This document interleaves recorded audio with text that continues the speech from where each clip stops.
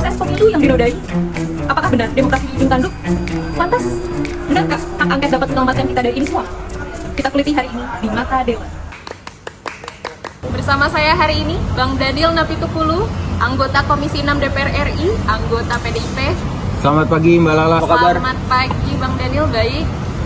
Lalu ada Bang Anton Rohman. Siap, selamat pagi Mbak Lala dan teman-teman semua. Salam pemenang. Partai Gerindra. Ya. Lalu ada Bang Maximus Wijaya dari Depok Institute. Selamat pagi Mbak Lala, rekan-rekan semua sehat ya semua ya? Sehat. Teman-teman semua. Tanpa berbasa-basi lagi, saya langsung tanyakan saja ke Bang Daniel. Sebenarnya apa nih Bang yang jadi dorongan pengusulan hak angket ini? Begini Mbak Lala, seperti yang kita tahu, hak angket ini bukan kepentingan satu atau dua partai saja.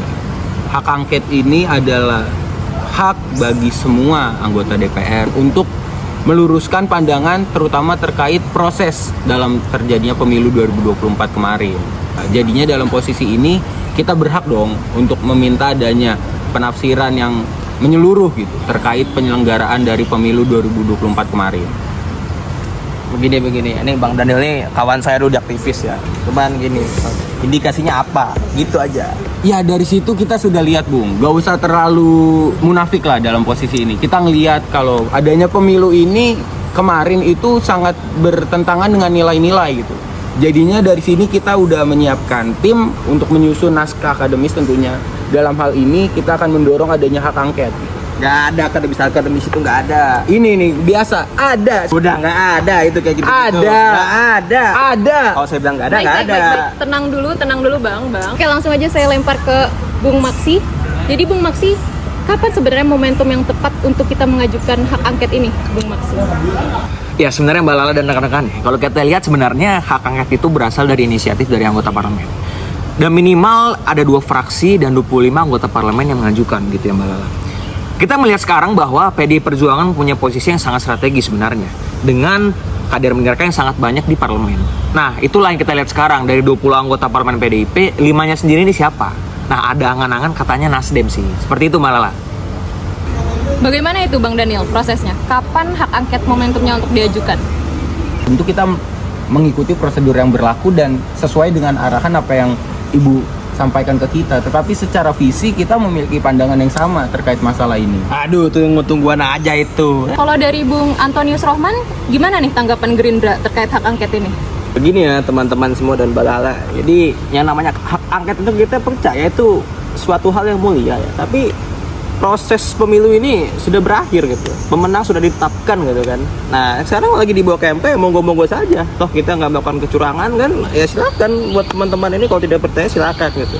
Nah ini nih, Bung Anton Rohman ini selalu menafsirkan kalau adanya hak angket ini menunjukkan kalau kami dari PDIP atau di DPR tidak menerima hasil pemilu. Bukan seperti itu Bung Anton. Kami dari partai PDIP melihat kalau ini ada sesuatu yang perlu diluruskan. Yang pada akhirnya kita sebagai anggota yang mempunyai hak berhak untuk meminta adanya penjelasan lebih lanjut gitu. Gimana ini Bung Maksi? Ya begini ya Mbak Adela ya. Menurut saya memang dalam suatu negara demokrasi, stabilitas politik itu kan menyebabkan stabilitas ekonomi. Nah yang menjadi kritik saya pada pemilu kali ini adalah selama pelaksanaan pemilu banyak sekali concern dari media untuk mengutamakan hak angket dilakukan. Tapi kita bisa melihat rakyat sudah tenang. Buat apa lagi diajukan? Mantan. Kita butuh perdamaian, Bung. Oke, pemirsa Mata Dela, sekarang kita akan buka pertanyaan ke audiens ya. Oke, baik. Yang sudah mengangkat tangan ya, boleh Mas? Saya ingin bertanya nih, menurut saya ya hak angket itu niatnya baik ya. Terutama ini nih pihak pemenang harusnya tidak boleh menafikan bahwa bansos itu sangat berpengaruh di dalam kemenangannya gitu. Makanya itu hak angket perlu ini untuk menyediakan hal tersebut. Terutama apalagi ya masa Menteri Sosialnya tidak tahu gitu kemana saluran-saluran bansos itu yang harusnya dikeluarkan. Bagaimana pendapat Bapak-bapak? Terima kasih. Itu tadi namanya siapa itu ya? Siapa itu? Hikmat Pak. Oh Hikmat. Oke. Begini Adinda. Yang namanya bansos itu sebuah kebijakan gitu. Anggarannya sudah disetujui oleh mayoritas fraksi di DPR. Sudah semuanya menyetujui termasuk Bung satu ini nih. banteng-banteng ini kita sudah sepakat semuanya. Kemudian ketika bansos itu mengucur ke masyarakat, itu bukan jadi soal lagi. Tidak ada masalah politisasi di situ.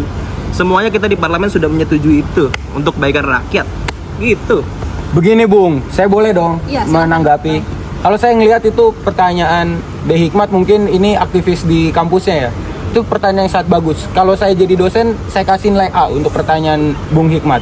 Jadi Dosen gini. yang mana? Jadi gini Bung, kita ngelihat kalau misalnya mungkin udah dianggarkan di komisi, di masing-masing fraksi udah menyetujui, tapi apakah Bung bisa mengelak kalau misalnya presiden sendiri sebagai eksekutif ikut turun tangan memberikan, habis itu ada kita lihat berbagai bingkisan dengan muka calon presiden Prabowo dan presiden Jokowi itu sendiri. Bagaimana Bung bisa menjelaskan itu? Itu sangat mempolitisasi bansos. Tidak ada itu seperti sangat itu. mempengaruhi hasil pilpres Bung. Baik pemirsa, terima kasih Bang Daniel, Ya. Bang Anton, Siap. Bang Maksi atas kesempatannya pada kali ini. Semoga kita bisa bertemu lagi ya di lain kesempatan. Bung Anton kelihatannya bahagia banget nih, senyum-senyum terus dari tadi. Senyum itu kan bagian dari sedekah. Apalagi kita melihat Adinda Hikmat ini kan sudah senyum-senyum gini kan. Setuju, Bang. Luar biasa. Setuju. Hidup perjuangan mahasiswa. Hidup perjuangan, Bang. Kasus pengajuan hak angket pada akhirnya berujung redam.